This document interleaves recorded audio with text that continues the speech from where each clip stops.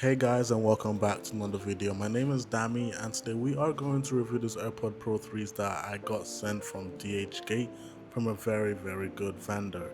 So when you get these, they would come in this box just to get through customs, and looking around the box, this box does look one-to-one to the original Apple AirPod Pro 3 box.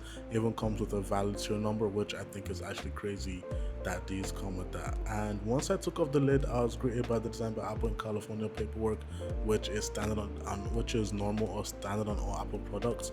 You do also get extra ear tips with these AirPod Pro 3s, so you can also change it to which one actually fits you or which one works well with your ears.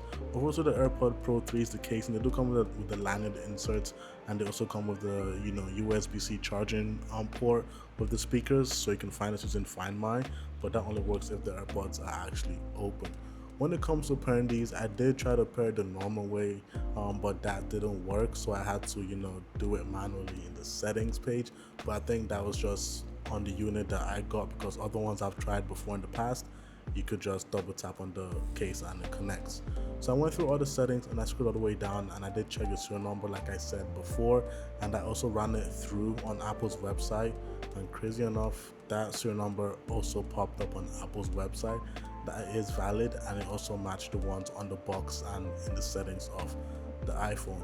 Heading over to like the features like ANC and transparency. Transparency works flawlessly. I could hear everything around me. ANC, that works as well flawlessly because of that silicone tip as well. It helps to block out the noise.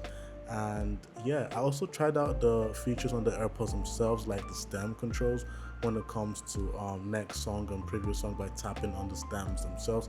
Those worked really well. These were better than the ones I've had from like months back.